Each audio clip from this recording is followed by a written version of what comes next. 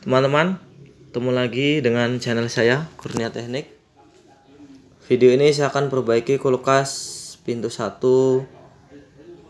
bocor ketusuk pisau ya. Perhatikan, ini ada pintu 1 merek Panasonic ya teman-teman ya. Nah, perhatikan ini kulkasnya bekasnya sudah ditempel pakai lem ya, lem apa ini nggak tahu saya.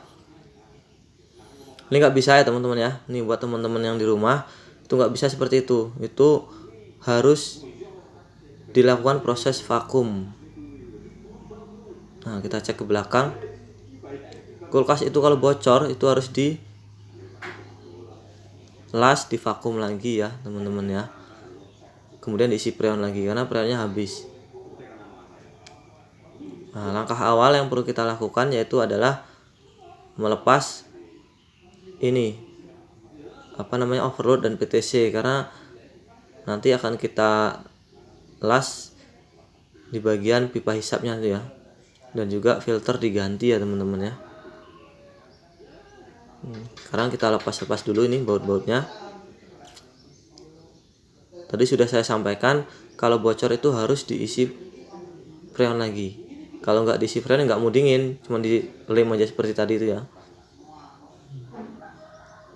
Sebelum kita lakukan pengelasan evap, ini kita buka dulu pipa-pipa yang di belakang ya. Ini kabel-kabelnya kita buka dulu ya teman-teman ya.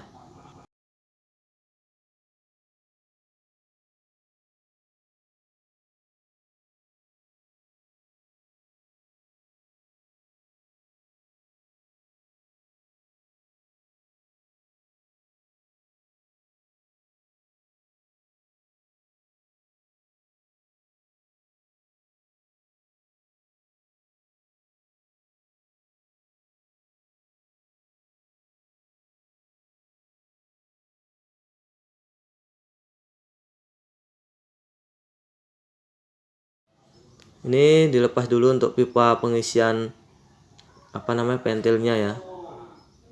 Pengisian freon untuk pemasangan pentil. Kalau masih tertutup itu rawan dilas, nanti bisa terjadi ledakan juga atau ya rawan lah. Nah, ini filternya saya lepas, saya ganti baru teman-teman ya.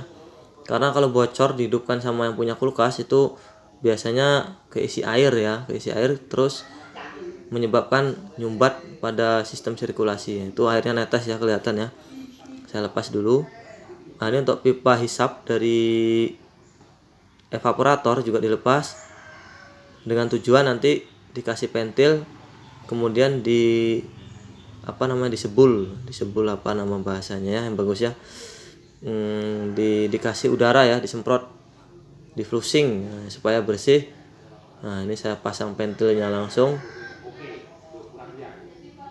supaya bersih sisa-sisa air yang ada di dalam evaporator ya.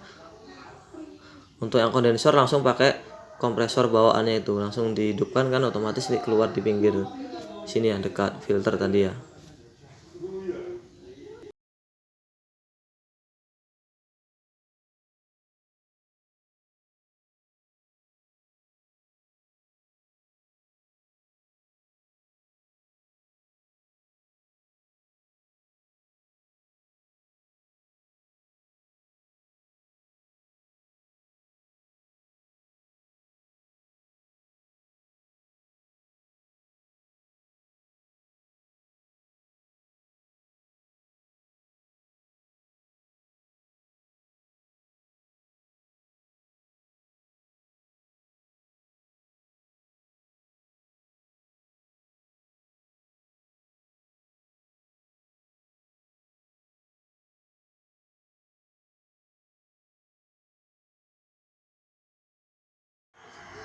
Pemasangan pentilnya sudah selesai. Kita kembali ke depan, kita bersihkan dulu bekas lemnya ini ya, dicongkel ya teman-teman ya, menggunakan test pen atau bank atau apalah ya. Nah, ini lemnya udah kebuang. Sekarang bekas bolongannya nih kelihatan ya. Saya bersihkan dulu lem-lemnya sudah. Itu saya bolongi besar sekalian. Tujuannya nanti ketika menggunakan kompresor ini, dipompa pakai angin ya, nanti airnya pada keluar ya.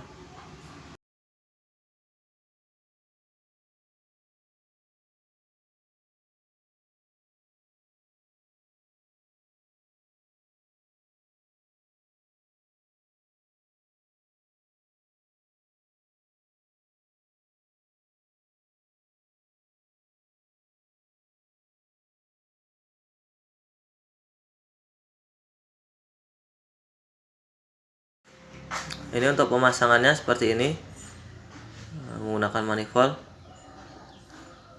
dihidupkan. Nah, ini bekas kecongkel tadi ya teman-teman ya. Nah, kelihatan ya keluar ya, nyembur ya kotorannya ya, air campur oli. Kalau sudah bersih akan saya las menggunakan las aluminium. Sebelum dilas dikerok dulu, usahakan sampai bersih ya. Nah, ini udah bersih ya teman-teman ya, maksudnya catnya yang putih itu udah bersih. Tinggal kita lakukan proses pengelasan ya. Nah, ini ya, ini kalau mau terlalu didekatkan kameranya susah ya, tripodnya cuman segini tingginya, nggak ada yang megangin. Intinya untuk pengelasan ini apinya sedang-sedang, jangan terlalu besar, jangan terlalu kecil, supaya evap nggak tambah bolong besar maksudnya ya. Gunakan alu platinum yang bagus, yang udah ada boraknya di dalamnya ya, supaya gampang ya.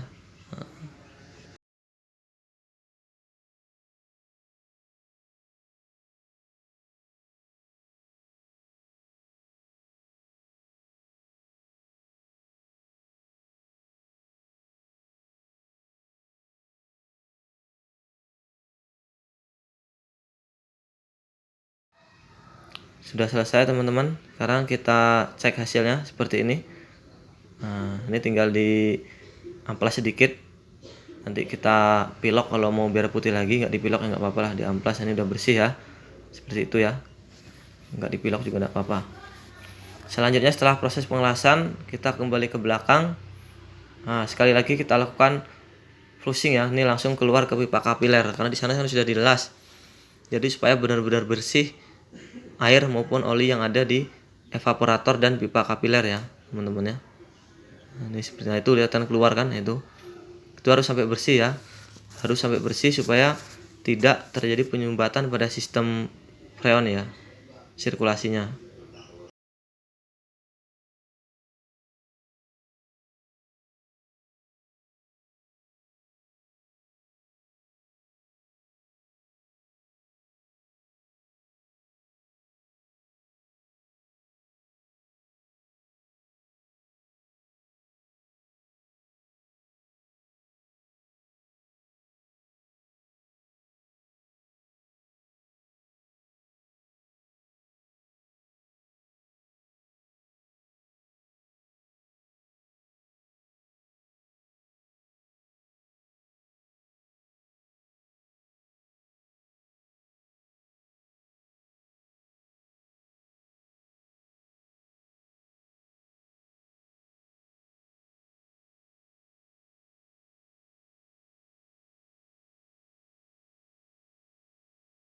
Ini sudah selesai semua, flushingnya tadi sudah.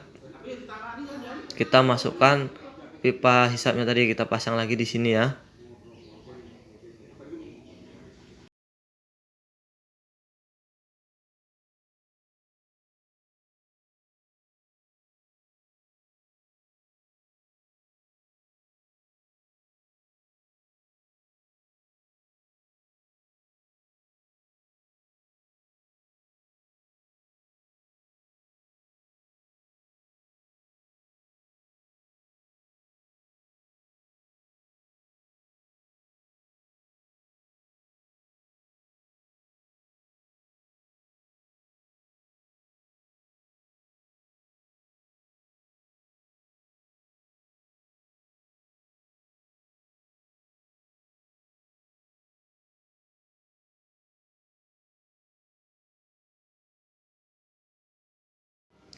Setelah pipa hisap, kemudian ini dipasang pentil sekalian untuk pengisian freonnya ya. Nah, itu ya teman-teman ya.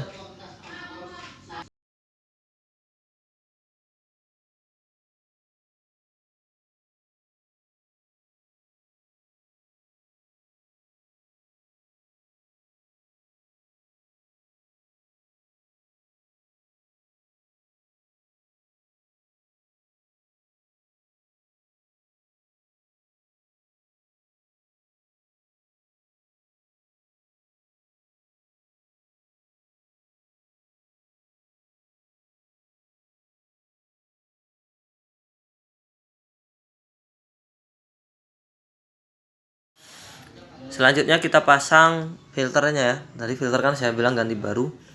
Nah ini pengelasannya seperti ini. Ini dijepit tang karena pipanya kan lebih agak besar. Kemudian supaya tidak turun ke bawah, ini saya ganjal pakai tang juga ya. Yang penting diganjal lah, mau pakai tang pakai apa terserah ya teman-teman ya.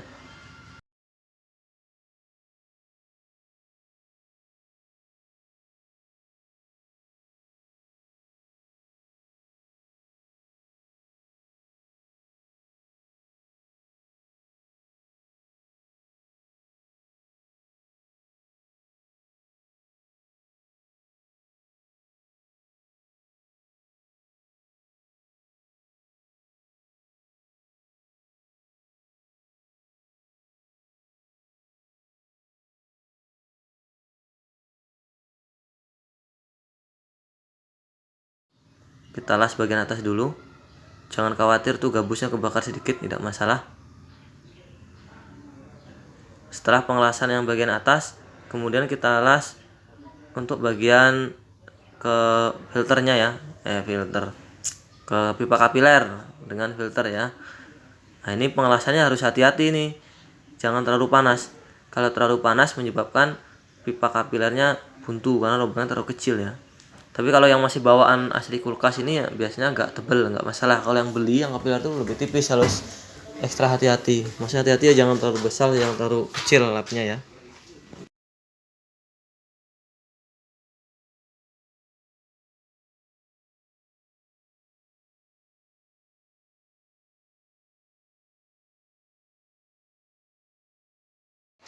Nah ini dipanasi dulu untuk bagian filternya, kemudian baru ke bawah ke pipa kapiler.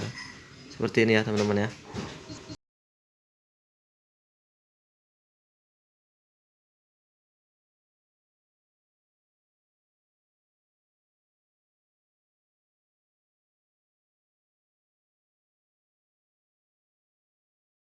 Sudah selesai proses pengelasan semua, tinggal selanjutnya di vakum.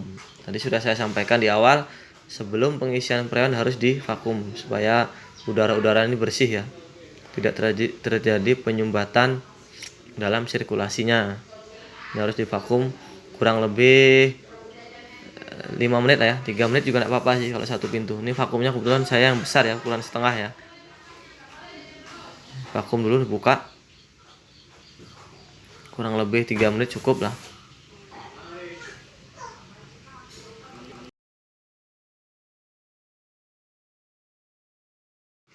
Ini freonnya menggunakan Clea ya 134. Sudah kita tutup, kemudian yang di vakum dilepas, pasang di freon.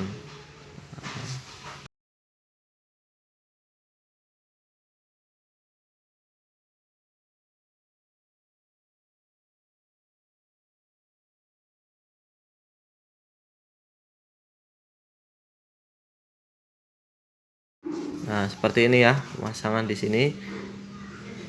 Ini saya suka menggunakan Clea nih, lebih bagus lah kalau menurut saya dibanding Refrigan ya. Alhamdulillah saya menggunakan Clea terus ya, aman ya.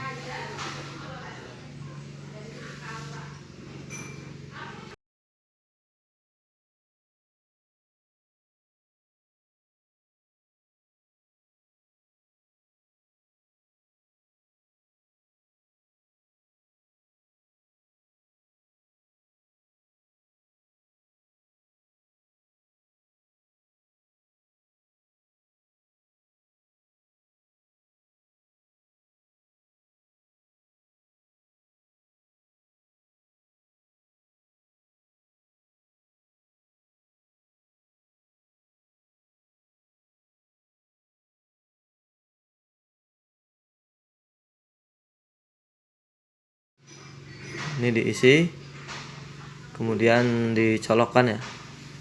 Untuk pengisiannya sedikit-sedikit, nggak bisa langsung full ya.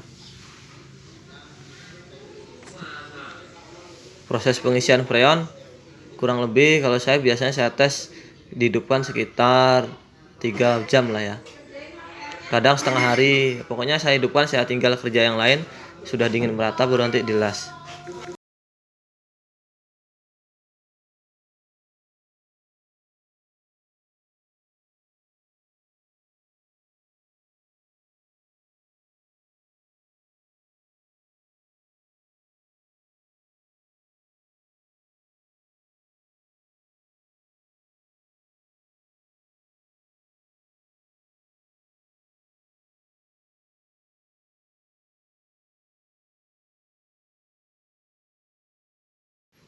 Ini bagian depannya, dengar suara kricik berarti aman ya, nggak buntu dalam pengelasannya, hidup dingin, tinggal kita tunggu ya.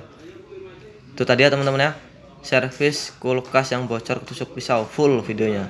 Buat teman-teman yang mencoba silakan, ini videonya full. Terima kasih, jangan lupa like, komen, dan subscribe-nya.